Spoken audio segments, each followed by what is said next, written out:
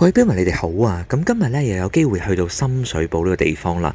咁我之前咧都介紹過深水埗啲隱世嘅標行嘅。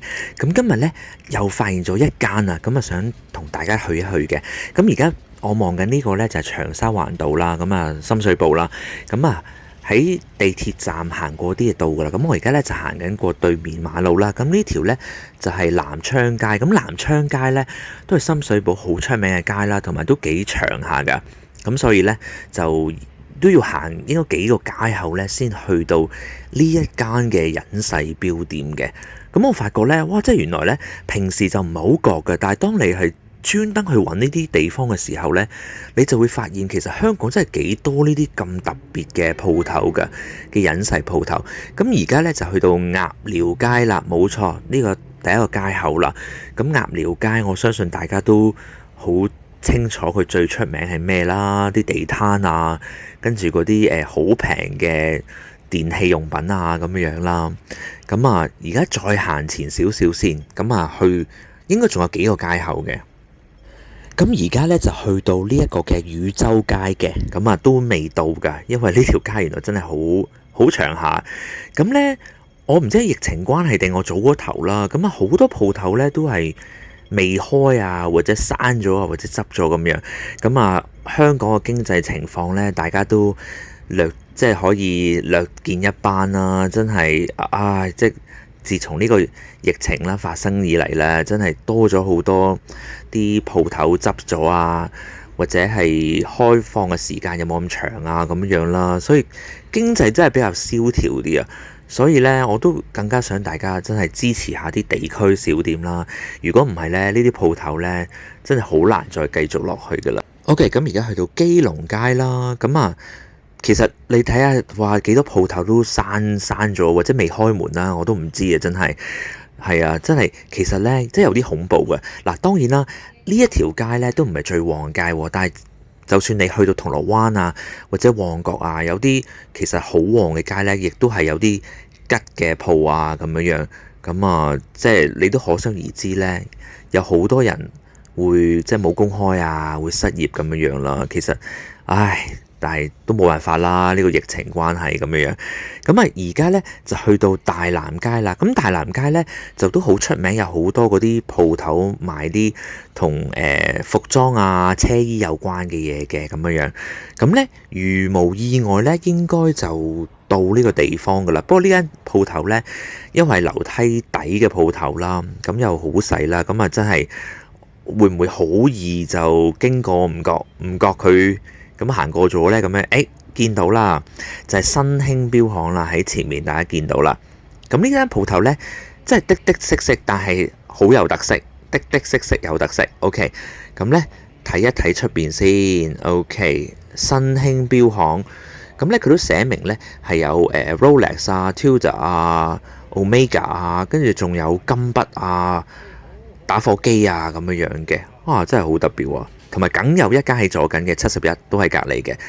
真係可以睇下錶，又買杯嘢飲，跟住睇下錶咁都 OK 啊。咁啊，或者喺出邊睇一睇佢嗰啲錶先啦。咁呢，佢左手邊呢一格呢，就全部都係 Sinta 嘅手錶。Sinta，咁 Sinta 呢就係香港牌子嚟嘅，1982年已經成立。咁我睇翻佢網頁啦，就話用嘅係日本嘅醒機芯啦。咁我相信呢啲錶咁嘅價錢，幾百蚊嘅價錢，咁啊都係醒錶嚟㗎啦，咁樣。咁咧佢個造型呢，其實就肯定有參考而家最 hit 嗰啲運動錶㗎啦。你睇下Batman 啦、藍黑圈啊，跟住66 Hulk 啊，咁啊呢啲一定係有啲參考成分㗎啦。咁但係呢，好在就係個價錢係非常之平嘅咁樣。係啊，即係好似外國人嗰啲錶咪成日講話 won't break the bank 係咪先？即係唔會買錶買到破產嘅。咁啊，佢都有好多嘅選擇嘅。Sinta 係啦，咁啊大家都去睇下，幾百蚊咁買嚟玩下無妨嘅，講真。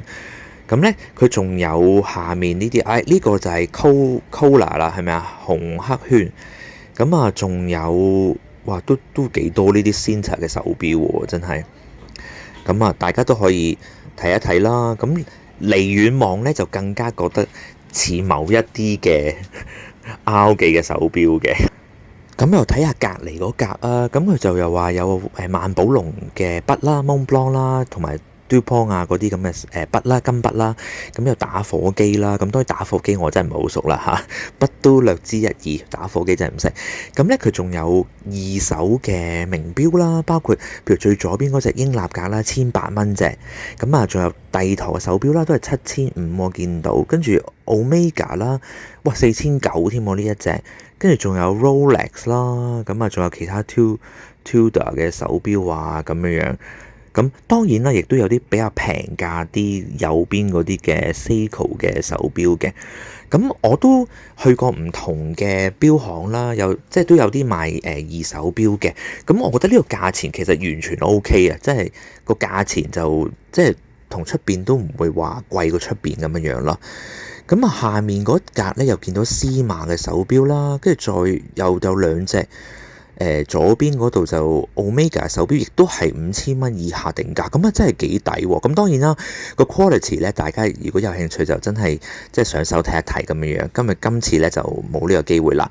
咁仲有咧長方形嗰隻幾靚喎，浪琴都7000蚊定價都唔夠，喂 OK 喎，仲有 Rolex 啦。